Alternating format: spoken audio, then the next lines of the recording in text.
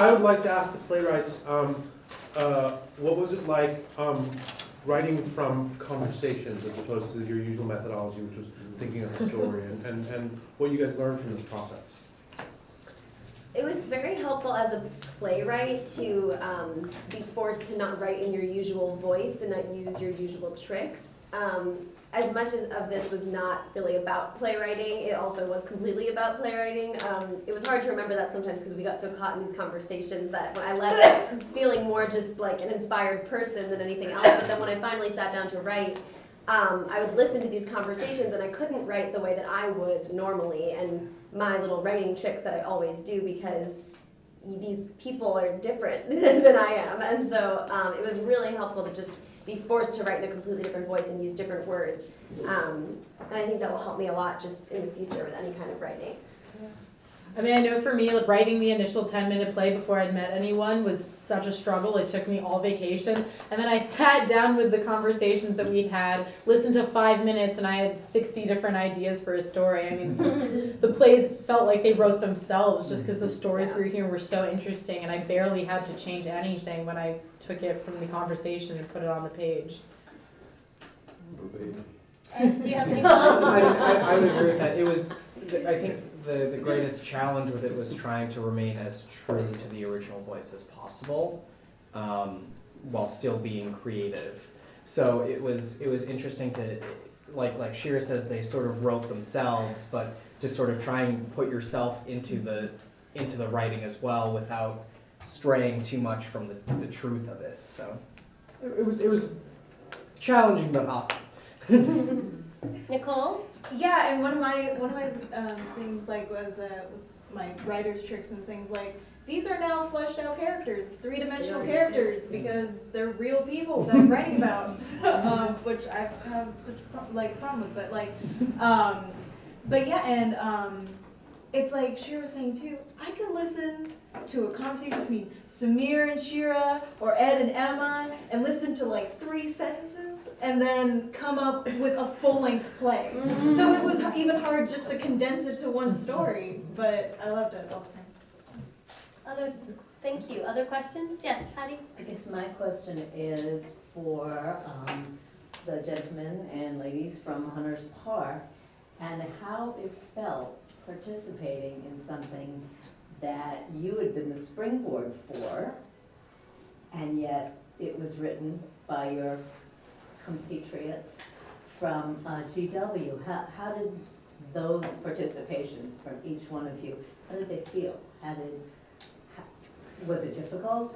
Was it something you enjoyed? Was it something that challenged you? Was it a struggle? Did you learn? I just am not curious as to what was going through your mind. Excitement. Yeah? Yeah, it's excitement to talk back and forth in conversation. Mm-hmm. And I could tell them a story of my life, and they could tell me things that happened in their life and how we crossed the generations, but yet in the end we actually were meeting at the same place. Because some of the things that bothered them now has bothered me all my life. and you've heard it in some of the stuff that we talked about, neighborhoods and all of that stuff. And it was just an exciting venture. I can't wait for the next. Other thoughts from Hunters Park residents? Go ahead. Yeah, I have quite a few. Well, really? That's so weird. But one of the things, I'm new to this. My other colleagues here and friends had the experience last year. But I really didn't know what to expect. And when I was drawn into it, and I thank my God that I got to meet you guys so that I can get drawn to it, it was quite an experience. It was a challenge to explain to the younger generation from people that really come from a different culture than I grew up with, to really understand what really goes on in our life today. And as Ed has very well done it in his piece about the present situation in our country, I find it a little bit disturbing, but it is something that we should promote in the media and in our life, in our plays. And like I told Shira, the other day when we were conversing about these things, is that they're young, but they have a very big responsibility on their shoulder, because they will be tomorrow educating our grandchildren in telling them what our life is all about. And this is, to me, a very important part in growing up, because we have to share our feelings. One of the things that I read happened to be my feeling.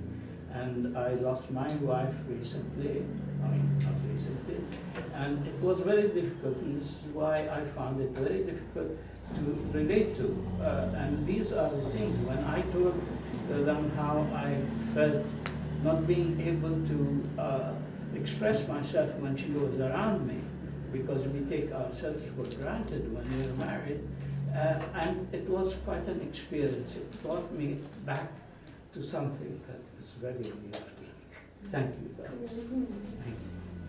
Oh, I just want to say it was very clear that emotions had been shared and had been created actually in the telling of the stories to one another. And I thought the writing was very effective. And of course, a lot of that was because you had pulled out some greater truths than we just normally sit down to write. That they're really, I felt everyone was very tangible in the stories. I felt that last year as well. But here we were doing, it was something slightly different, and The intergenerational aspect is and different. the fact that in so many of them, you pulled this common thread of like when you talked about personhood, you know, the adults who remove the personhood of the child, and the child who removes the personhood of the older one. And boy, if we could do more of that, wouldn't we be better off? So really, Yeah. kudos to all of you.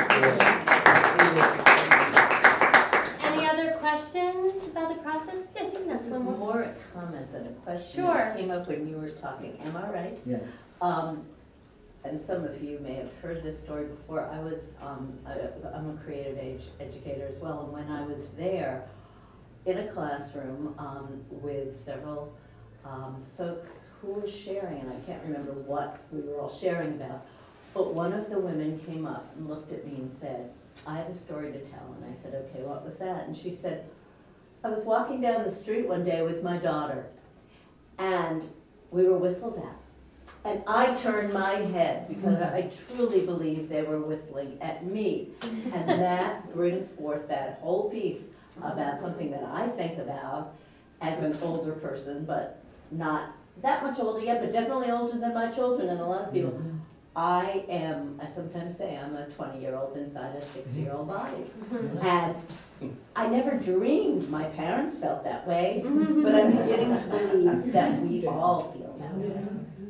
And And that just brings you all together. That's one thing that we really, what I really noticed leading this project is how much common ground, as Emma mentioned, there was. I mean, you look at the struggles of people who are young and the struggles of people who are older, and really some of them are very, very similar. And they were able to share those struggles with each other, and triumphs and joys, and find that common ground. And what I saw was my older adults really mentoring and caring for my younger adults.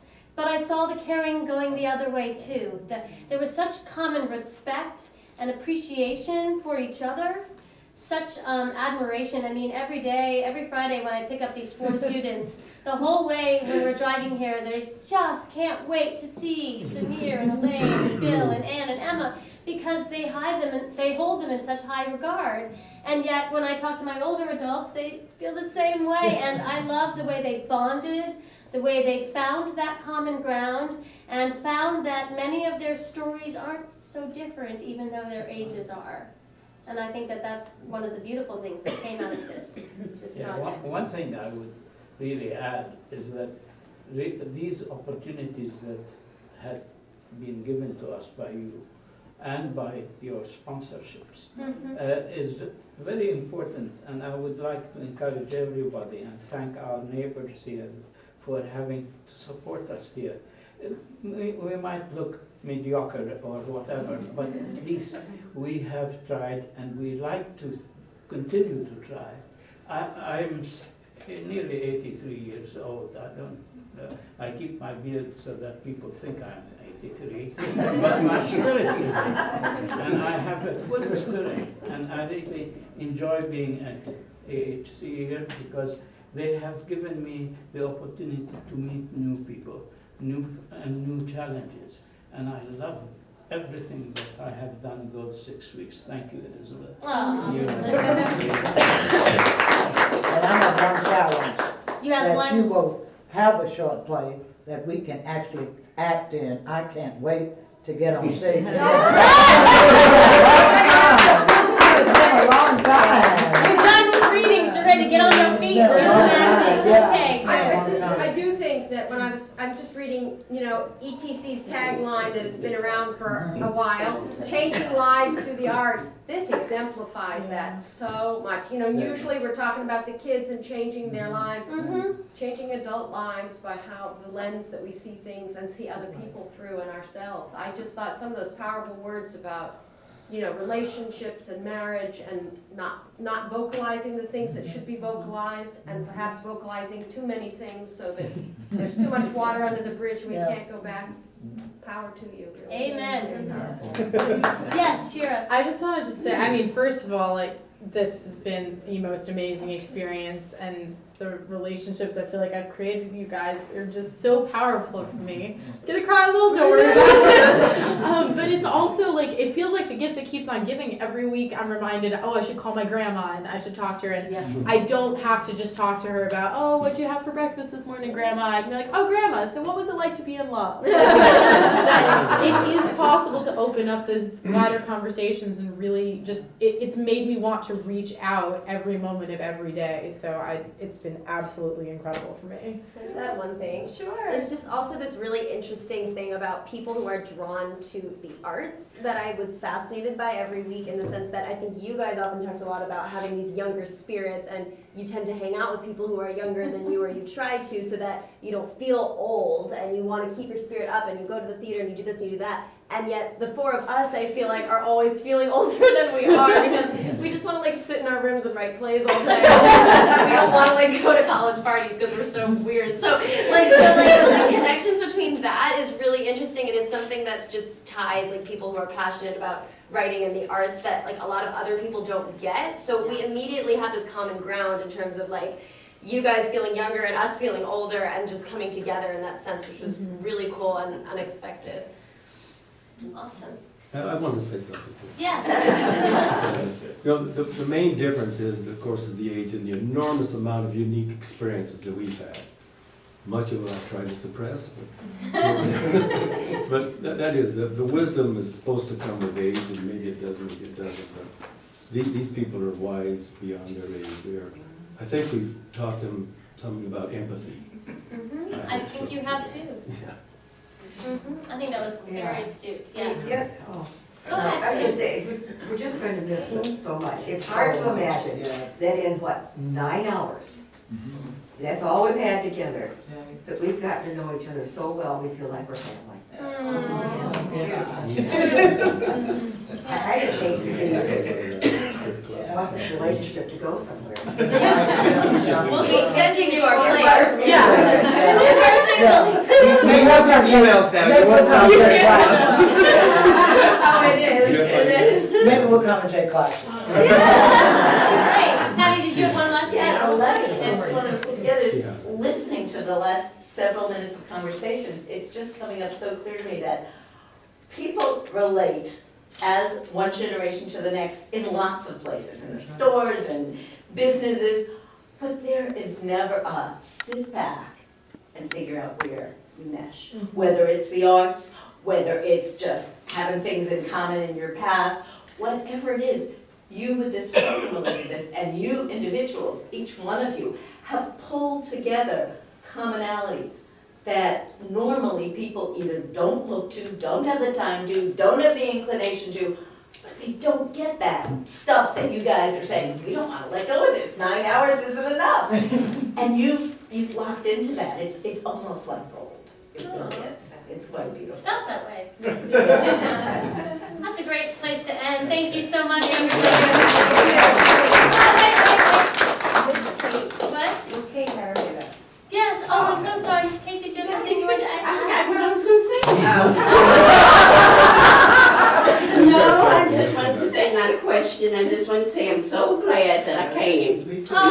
old friend and I, we was having a battle.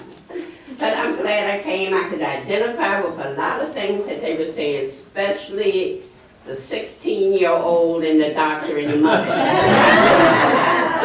Plus the Lego and the father. My father brought me a set of Legos and we used to play. So I really could identify with a lot of things, but there are two of the main things. Everybody was beautiful and I'm so glad I came. Me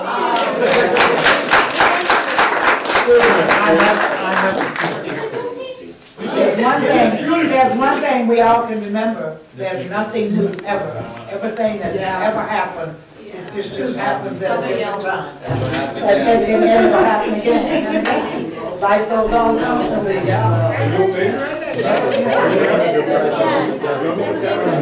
Wow. Guys, can we, picture? Oh. I think we've already lost Alice. We already lost Anne Elizabeth. Sure.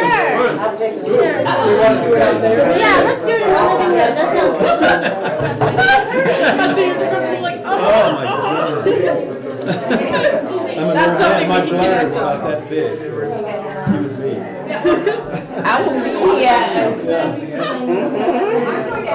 Oh, thank you. I will be here until I'm 99 and I want to see all of y'all on stage. But maybe you should join us. Being here and supporting us. I appreciate it very much. I told her that I'll be here until I'm 99. Thank you so much. How you doing, darling?